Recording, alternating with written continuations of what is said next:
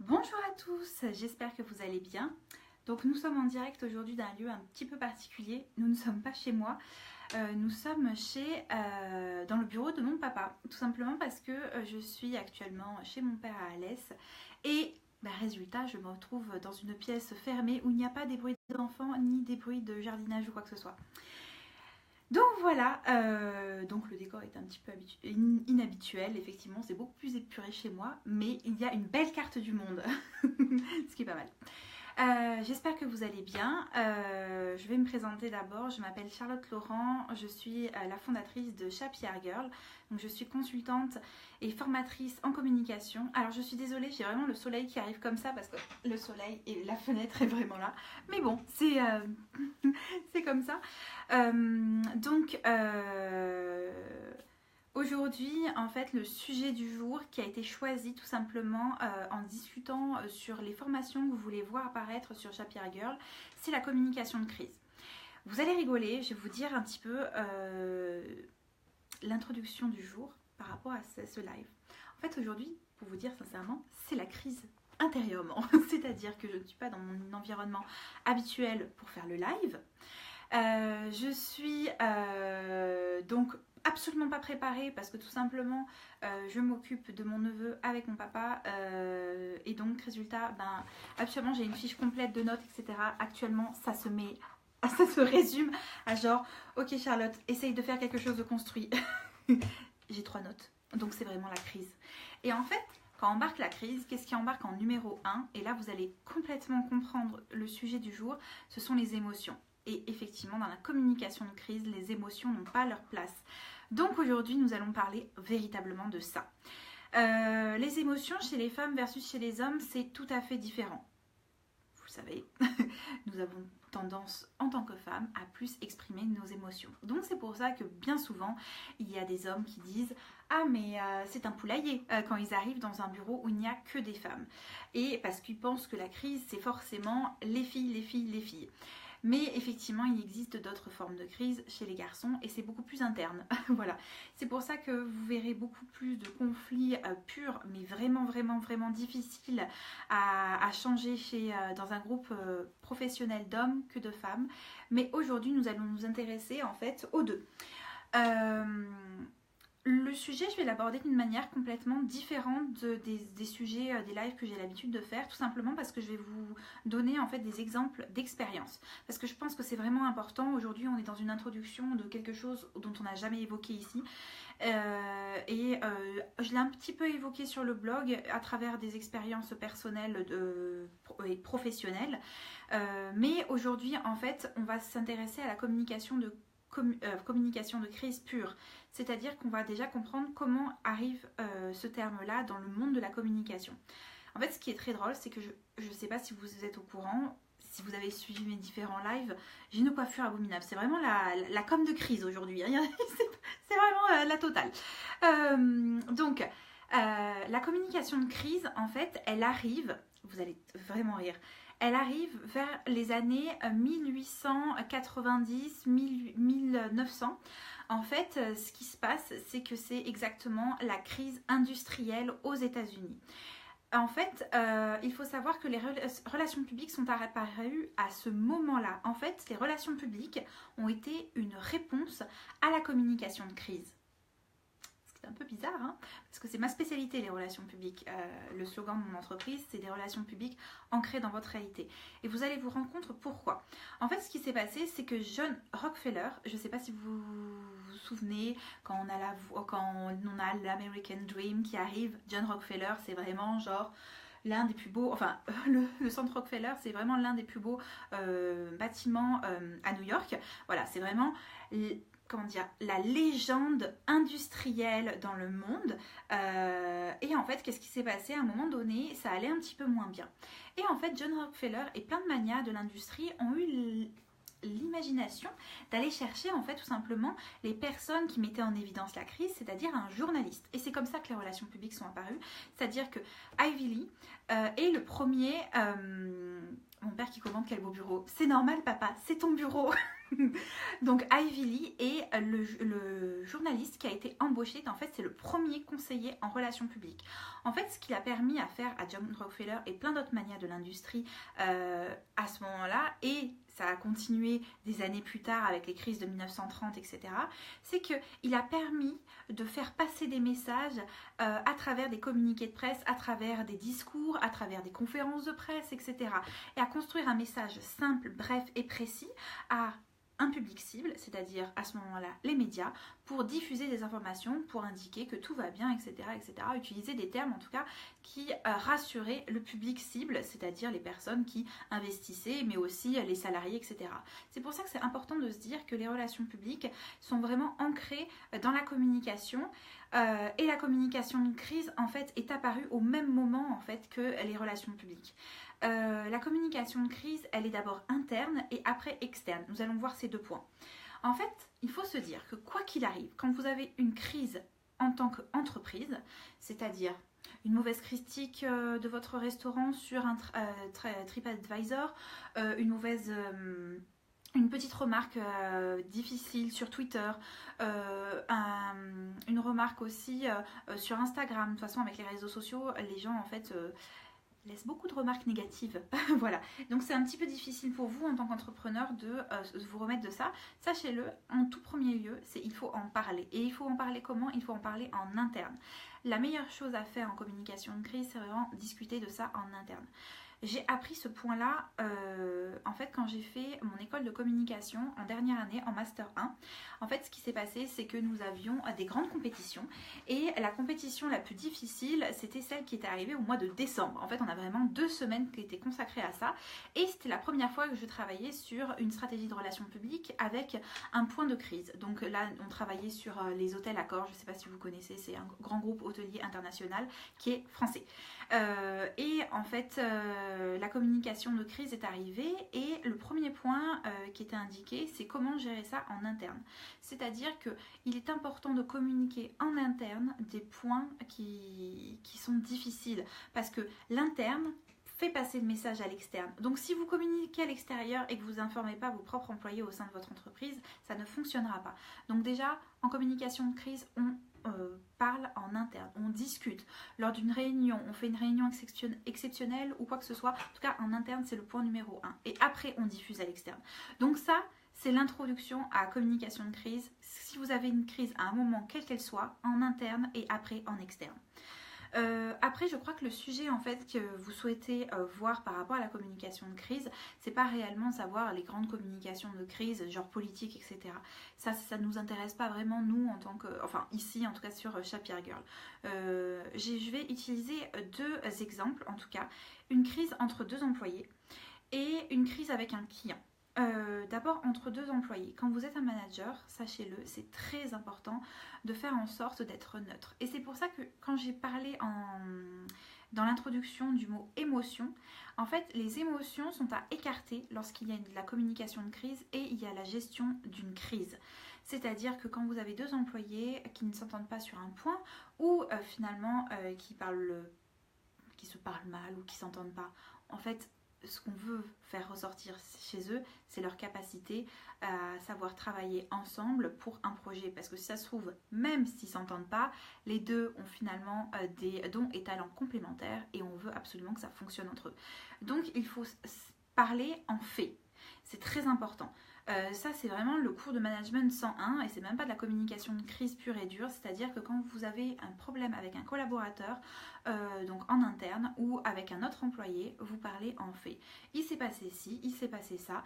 Voici comment on doit le résoudre et vous enlevez les émotions. C'est super important. Le jour où vous balancez vos émotions à la figure de quelqu'un, il ne va pas forcément comprendre, il ne connaît pas qui vous êtes, etc. Donc si vous commencez à avoir un mot plus haut que l'autre, ça ne va pas forcément bien fonctionner. Alors que si vous évoquez le fait qu'il a rendu le dossier en retard, ça a créé du trouble avec le client et ça a fait en sorte que finalement vous vous êtes rendu avec un problème lorsqu'il y a eu le paiement de facture. Tout ça, finalement, une petite crise peut arriver à une grosse crise. C'est-à-dire que ça peut arriver même à la fermeture de votre entreprise si au fur et à mesure vos employés ne s'entendent pas entre eux. Donc c'est très important de toujours se dire au fur et à mesure, je mets les faits et non les émotions. Voilà. Sachez-le en tout cas que c'est toujours très important aussi de noter et féliciter et encourager deux employés qui ne s'entendent pas ou une équipe qui s'entend pas forcément, en tout cas vous sentez qu'il y a de la crise en dessous, voilà, une équipe qui a fourni un travail, une équipe qui a peut-être travaillé plus, donc c'est-à-dire en gestion de crise en termes de timing, qui a travaillé plus, etc. C'est toujours très important de savoir les féliciter, les remercier et faire en sorte qu'ils comprennent que c'est grâce à eux et incluant vous, donc c'est-à-dire à faire en sorte que la team entière de l'entreprise a mis tous les moyens en place pour réussir à braver cette crise-là. Et en fait, finalement, on se rend compte qu'en agence de communication, et là, tous ceux qui travaillent en agence de communication le comprendront, c'est souvent la crise parce que bien souvent, en fait, les briefs ne sont pas bien donnés. Donc, en fait, on arrive à un point numéro 2 en fait, c'est-à-dire que finalement c'est un problème de communication à la base qui crée souvent la crise, c'est-à-dire que vous devez faire en sorte de bien donner votre brief, que ce soit en interne ou en externe, c'est-à-dire quand vous travaillez avec des collaborateurs ou vous travaillez avec un employé au sein de votre entreprise, que vous soyez manager ou que vous soyez sur le même niveau. Alors moi j'aime pas du tout ça, mais les échelles, vous savez hein, la hiérarchie française c'est très très français, donc les échelles sont oui c'est mon N+1, N-1, là moi je parle de collaborateurs en entier dans une boîte, donc faire en sorte que les collaborateurs ensemble travaillent sur avoir un bon brief pour avoir de bons résultats. J'arrête pas de le répéter à l'intérieur de mon blog et à travers les différents outils de communication que j'y diffuse. 50% de brief est égal à 50% de résultats. Si je donne un brief à 100%, j'aurai un résultat à 100%. C'est simple. Et incluant bien sûr des notions de SMART. C'est-à-dire que là on va vraiment travailler. Aujourd'hui c'est le sujet un petit peu rébarbatif pour ceux qui ne sont pas dans la com, je suis désolée. Donc en fait les objectifs SMART c'est des objectifs qui sont quantifiables, mesurables, c'est-à-dire à chaque fois que vous mettez en place des actions au sein de votre entreprise ou avec un collaborateur, faites en sorte de respecter votre timing, son timing, faire en sorte que les choses soient atteignable et non pas la grosse montagne Everest dès le premier pas parce que c'est pas possible. Voilà, donc éviter les communications de crise en interne, c'est savoir réfléchir en amont et pouvoir donner les bons outils pour respecter le don et le talent de l'autre et faire en sorte que ça puisse véritablement avancer comme il se doit. Après, le point numéro 2 que je veux aborder, et là c'est vraiment un peu plus délicat, c'est la communication de crise avec un client ou un collaborateur extérieur à votre boîte avec qui vous n'avez pas travaillé ou avec qui vous travaillez. Voilà, vous êtes deux entités différentes. Pourquoi je suis un petit peu genre oh, c'est difficile, c'est-à-dire qu'aujourd'hui, sincèrement, je n'ai pas une conversation avec mes clientes ou avec des collaborateurs ou avec des clients potentiels où on ne me raconte pas qu'il y a eu situation de crise. C'est-à-dire que à chaque fois, j'ai l'impression que la crise revient. C'est un problème de communication pur et simple à la base. Il y a des personnes qui ne veulent pas communiquer et ça amène à la crise. C'est pour ça que c'est très important de travailler avec des personnes dès le début sous contrat. C'est un sujet un petit peu délicat, mais oui, c'est-à-dire que faire en sorte de vous protéger juridiquement, vous, protéger juridiquement la personne qui est en face et faire en sorte que cette collaboration se passe bien. Si la personne en face ne connaît pas la manière dont vous travaillez, n'est pas forcément au courant de tout, vous pouvez aussi avoir des... comment dire là actuellement, par exemple, je garde mon neveu, je me rends compte que effectivement, quand vous avez un collaborateur ou une collaboratrice qui est parent avec enfant à domicile, bah, vous ne pouvez pas avoir les mêmes exigences et les mêmes souhaits, faire en sorte que la personne soit disponible à tout moment, c'est pas possible. Voilà, il faut savoir véritablement respecter l'autre aussi et respecter sa réalité. C'est pour ça que mon slogan, je le répète, c'est des relations publiques ancrées dans votre réalité. Vous pourrez le mettre aussi sur une communication ancrée dans votre réalité. Et ça, c'est vraiment un mot d'ordre, c'est-à-dire faire en sorte de véritablement comprendre la réalité de l'autre, celui qui est en face, et faire en sorte de l'intégrer à l'intérieur de votre collaboration. Donc, c'est-à-dire que quand vous avez un problème, non, pardon, excusez-moi, quand vous commencez une collaboration avec quelqu'un, vous avez un contrat avec les tenants et les aboutissants, avec les objectifs qui doivent être fournis et avec les documents, les dates, le rétroplanning, tout est indiqué. Il n'y a pas de place à la surprise. faire en sorte que vous avez véritablement, excusez-moi, vous avez véritablement besoin de vous focuser sur juste atteindre vos objectifs. Atteindre les objectifs, c'est quoi? C'est faire en sorte de pouvoir donner le meilleur de vous-même dans ce projet-là, tout simplement. D'accord? Donc faire en sorte que vous puissiez réellement, vous, de votre côté, faire avancer votre boîte et de l'autre côté, la personne aussi puisse faire avancer sa boîte et les projets. Et c'est pour ça aussi qu'il y a une notion de prix. C'est-à-dire qu'aujourd'hui, même si un collaborateur, vous travaillez avec lui gratuitement, il doit être au courant de savoir combien coûte une heure de votre temps si vous collaborez avec cette personne-là. Ça vous évitera bien des crises. Savoir combien ça coûte, les tenants et les aboutissants, on a dit les objectifs, mais aussi toutes les par exemple les réunions, si ça se passe à l'extérieur ou, en interne dans votre entreprise. C'est-à-dire que si ça se passe à l'extérieur, est-ce qu'il y a une prise en charge des déplacements, etc. Tous ces petits points qui font en sorte que ça va vous sécuriser et ça va faire en sorte que votre collaboration puisse bien se passer. Parce que si c'est pas évoqué en amont, ben, ça va être évoqué peut-être au moment où la personne va être cocotte minute parce qu'elle se rend compte que finalement ces voyages ne sont pas pris en charge, la nourriture n'est pas prise en charge, etc. Ben, finalement, le tarif de base ne fait que prendre en charge les charges qui lui sont obligatoires alors qu'il n'avait rien demandé à la base. Donc c'est pour ça qu'une collaboration qui se passe bien, c'est une collaboration où il y a un contrat. Aujourd'hui, si vous voulez faire un contrat entre deux personnes, c'est simple. Il existe sur internet des tas et des tas de contrats, des exemples de contrats.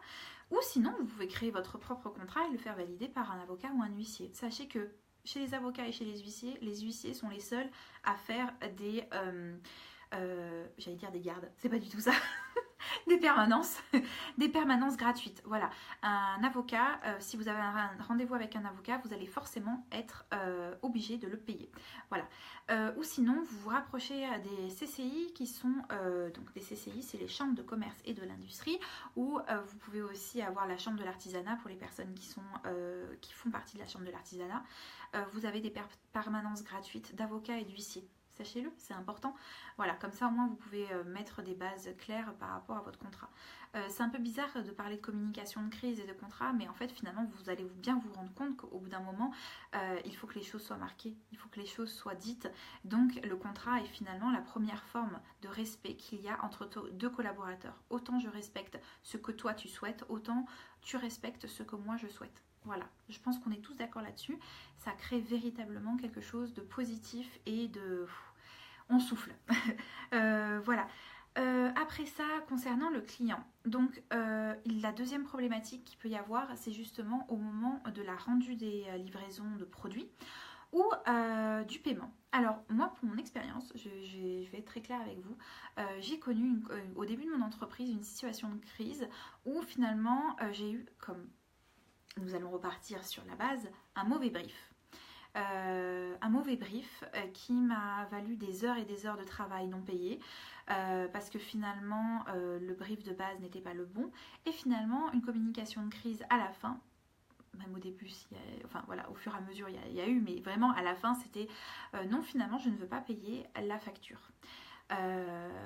Comment vous faites vous en face d'une personne qui ne veut pas payer une facture alors que vous avez travaillé?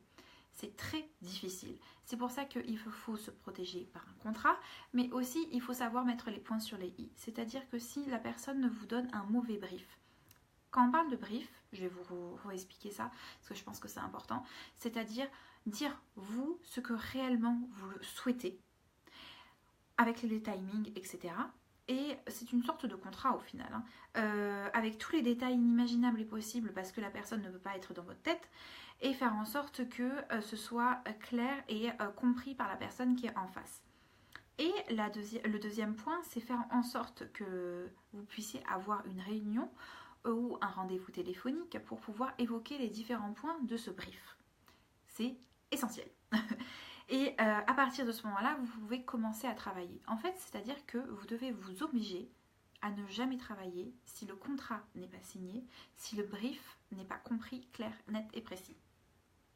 parce que sinon vous vous engagez à accepter de travailler pour une personne sans même connaître les tenants et les aboutissants, et finalement la personne peut vous faire miroiter à droite et à gauche. Moi de mon côté, avec mon expérience, le brief était donné, était récapitulé par mail, ça c'est très important finalement après un rendez-vous téléphonique de toujours récapituler la conversation téléphonique, faire en sorte que la personne sache ce que vous avez compris pour pouvoir l'évoquer avec elle. Et qu'elle puisse dire ah oui il manque ce point ou ce point ou ce point, parce que des fois les personnes n'ont pas comment dire, quelque chose de construit dans leur tête en face. Et vous, de votre côté, ça vous protège. Donc ça veut dire que lorsqu'il y a une conversation téléphonique, la personne peut très bien dire « Ah mais on n'a absolument pas évoqué ce point, c'est absolument pas vrai, je t'ai jamais donné ce brief, etc. » Si vous, derrière, vous avez fait un résumé, un résumé de la conversation téléphonique, bah, effectivement, vous faites en sorte de vous protéger. Ça, c'est très important.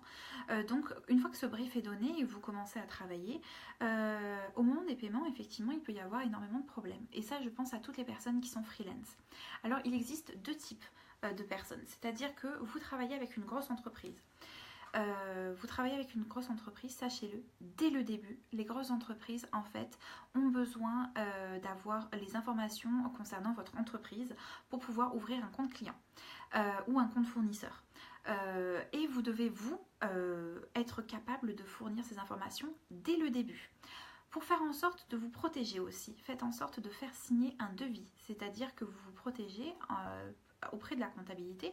Vous avez un devis signé, vous avez une preuve que vous avez reçu une commande en fait.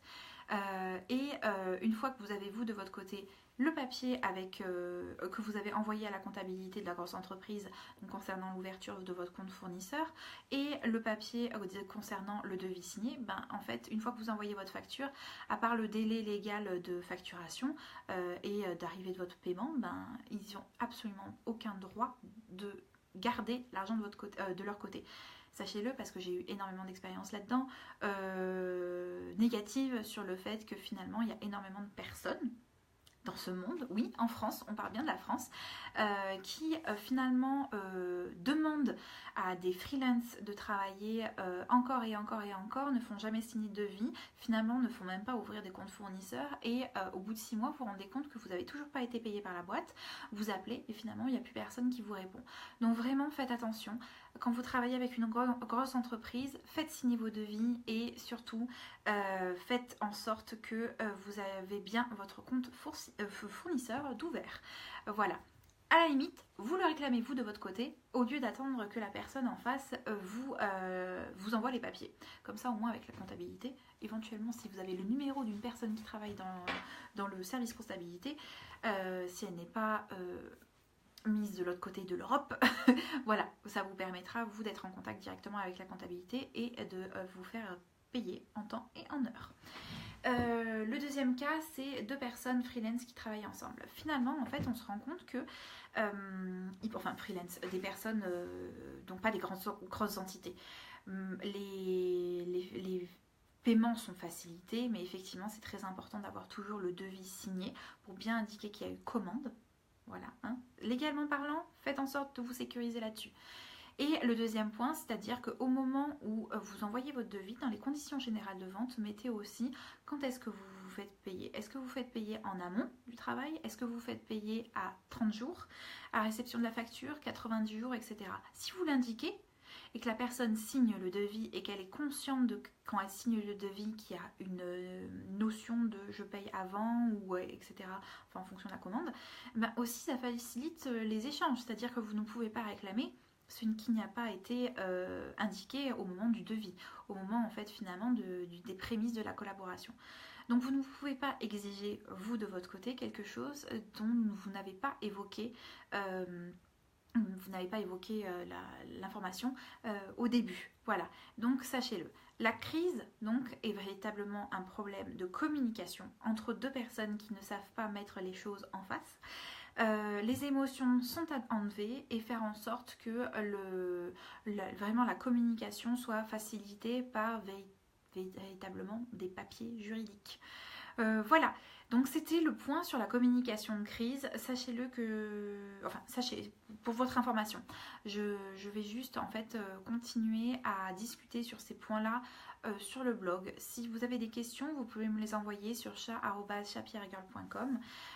En fait, je pense que si vous avez une question spécifique, je vais l'évoquer sur vos questions, mes réponses, donc la fameuse nouvelle, on va dire, enfin le nouveau type de billet de blog. Ça me permettra en fait de répondre à une question et peut-être que ça puisse servir à d'autres personnes et pas juste à vous. Voilà, donc je vous souhaite une bonne journée. Nous, on va se retrouver en fait au début du mois d'avril pour le prochain sujet du mois, pour l'introduction au prochain sujet du mois. Sachez qu'actuellement sur chapierregirl.com, vous allez pouvoir retrouver des articles autour du persona. Je suis un petit peu en retard dans la rédaction de ces billets, donc ils arrivent au fur et à mesure, ne vous inquiétez pas. Le prochain en cours, ce sera justement le portrait robot, donc le portrait de robot de mon client idéal en marketing et le persona donc en communication de Amanda. Voilà, je vais vous parler en fait tout simplement de mes personas à moi dans mon entreprise chez Happy Hair Girl. Je vous souhaite une excellente journée. J'espère que de votre côté tout va bien et je vous dis à très bientôt sur chapierregirl.com. Au revoir.